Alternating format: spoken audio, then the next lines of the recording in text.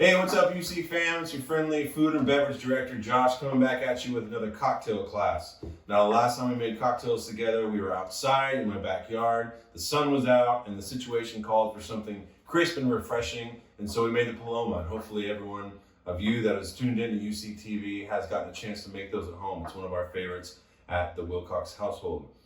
Today, the weather is a little bit different. It's rainy, it's windy, it's a little bit colder. So I thought we'd bring it inside and make kind of a sit by the fire cocktail.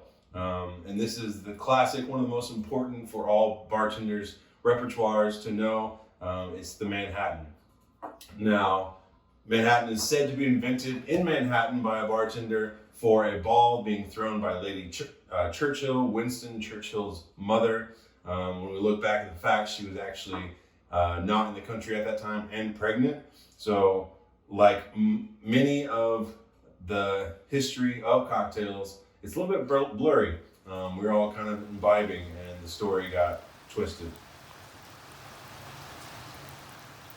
So onto the cocktail. There are many different variations of this. I'm gonna go with the classic version that when you order a Manhattan at a bar, this is probably what you're gonna get. If it's a little different, every bartender has their own kind of thought process and reasoning behind why they make it that way. Usually it's the way they like it. This is the way I like it, and it's the most classic. I'm going with bourbon because I prefer bourbon over rye. Rye was the original spirit in the recipe. But you can use Canadian whiskey. That was something that was available during the Prohibition. So during the 20s and early 30s, if you got a Manhattan in the bathroom, in the men's, outside the men's grill, then that's probably what you got. We're going with a sweet vermouth. And if you ever heard of somebody ordering a perfect Manhattan, it's kind of like saying a steak well done. It's not a steak done well. It's a different variation. So perfect Manhattan is half sweet vermouth, half Italian dry vermouth. And we are going with just the regular red sweet vermouth. We're going 2 parts bourbon, and I don't have a jigger, a measuring tool, or I'm not going to use that. I'm going to use this so you know exactly what you're getting. I don't have a jigger, I don't have a pour spout, so I'm kind of freehanding this, and that's just something that we do often at your home bar. So 2 parts whiskey, and then 1 part vermouth. Should get a nice kind of dark caramel color, and that's what you're looking for. Most recipes will have Angostura bitters.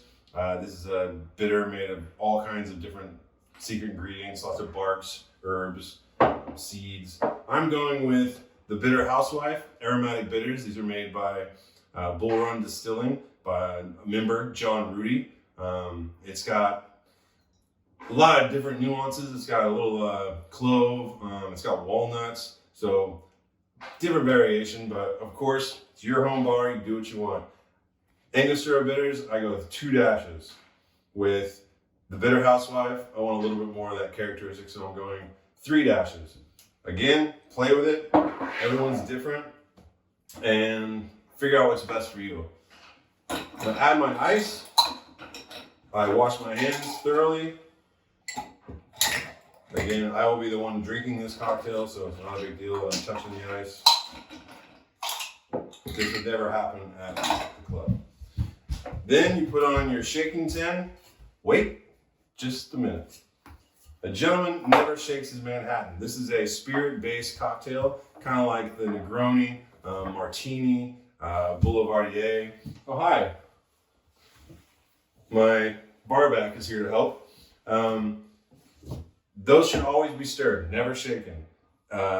Different people have different preferences, especially with martinis. Lots of people like them shaken.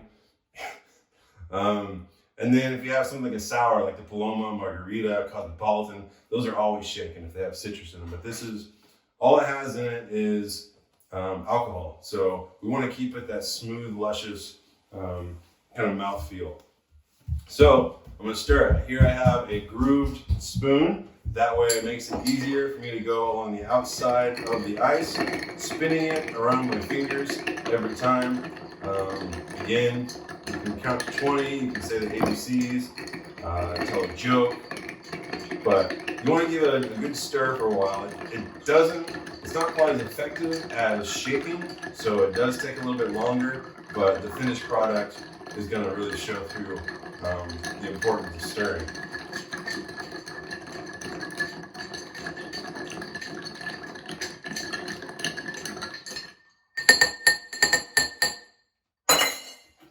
And a lot of people use these strainers. I prefer to use the shaker to strain into my glass. I think it's more accurate, but you can do whatever you like. And just use the tin as your pouring mechanism, and that'll just guide it in there. It's a bullseye every time. Traditional garnish with the Manhattan is a cherry.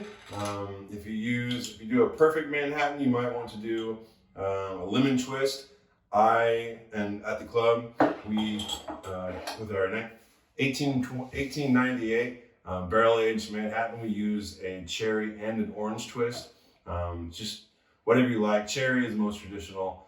And at that, just like to say cheers, miss you, love you. Hope to see you at the club very soon.